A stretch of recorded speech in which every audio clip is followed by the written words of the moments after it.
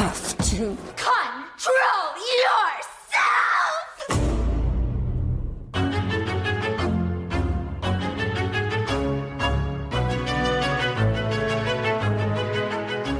And welcome back to Horror Queers. Trace, we're talking about our July Patreon schedule. Yes, we are. And Joe, oh my god, I'm so excited about some of these movies we're covering, including a requel legacy sequel that you and I are just dying to see.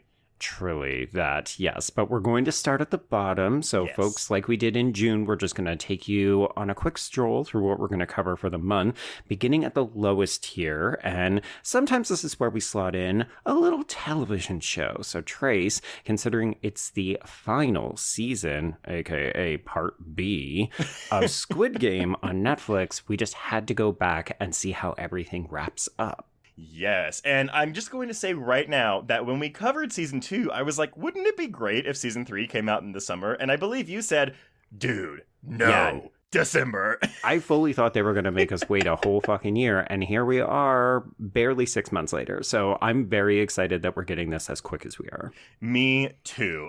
And then moving up a tier, we're going to be looking at Sean Byrne's Dangerous Animals, which we weren't able to cover last month because, I mean, there's just so much horror coming out in the theaters nowadays. But I'm so excited for this because it's a Sean Byrne shark movie. Indeed it is, yes. And I think people were a little disappointed when they didn't see it on that June schedule, but folks, you know how much we love aquatic horror. So this was one of those ones where as soon as we knew that it was actually pretty good, we immediately slotted it in. It was a no-brainer. Yes, absolutely. And moving up a tier, so now we've got our real heavy hitters, though. Our big, maybe blockbusters, who knows? But we're going to be looking at Megan 2.0. Oh boy. A film that looks like it's really increasing the camp factor of this franchise. Yes, which of course, folks, we have an episode on the first Megan, or Mathregan, and we both liked that film, but we were maybe a little bit despondent that it was aimed at the kiddos, and we were hopeful that they would lean into the camp and recognize the things that people liked about the first film. And I'll confess, I'm not sure that we have course corrected in the appropriate way. I will say, however, Trace, I am very excited that it looks like we're doing a kind of Terminator 2 thing. Oh, absolutely. I mean, every time I see this trailer in the theater, I get a big smile on my face.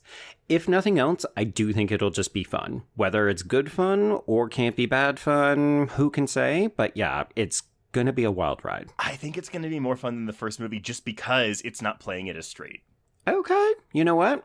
Challenge accepted. Challenge accepted. All right. Moving up a tier, we also have our look at the new I Know What You Did Last Summer from the director of Do Revenge. And, oh boy, I've never been so excited but simultaneously nervous. Actually, maybe not since Scream. Yeah, this is one of those ones where I think people are going to have big feelings about it because, as you mentioned, this is a prequel, but it's a beloved property. We've been waiting so long for something like this. They haven't confirmed if Brandy is back, but we do know that J. Love Hugh, as well as Freddie Prinze, are both in this, as well as a bevy of new hot young people wearing... I don't know. I don't love the fashion that kids are wearing these days. So I'm curious to see how this will age in 25 years. But yeah. Oh, this one, I'm scared. I'm scared. I know. I am too. But again, I have faith in this director. I've seen her interviews where she's like, I just want this to be a very fun slasher movie. And I'm like, you know what? This franchise doesn't really have a high bar in terms of quality as much as I love that first movie. Right. So let's see what you got.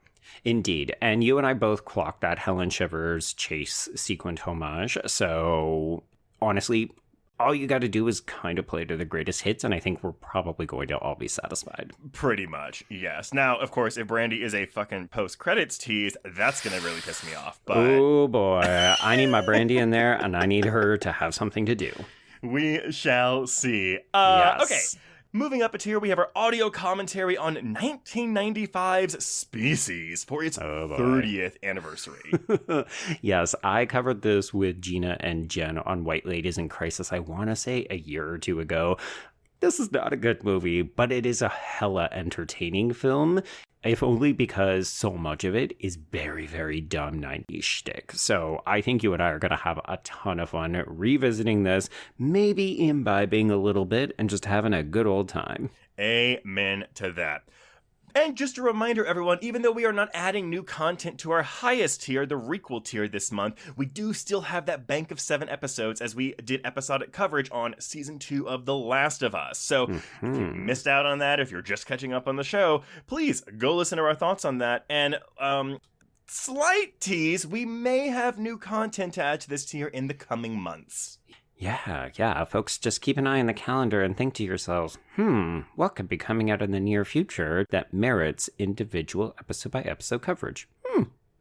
You know what? It might not be too hard to predict. Well, you did say the next couple of months, so stay tuned, everybody. The next half of the year. There we go.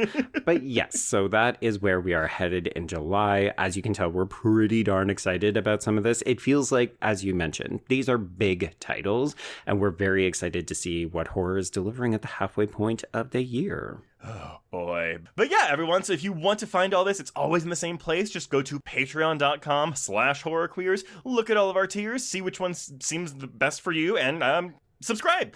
There you go. It's just that simple. It's that simple. But yeah. All right. We'll talk to you folks next month.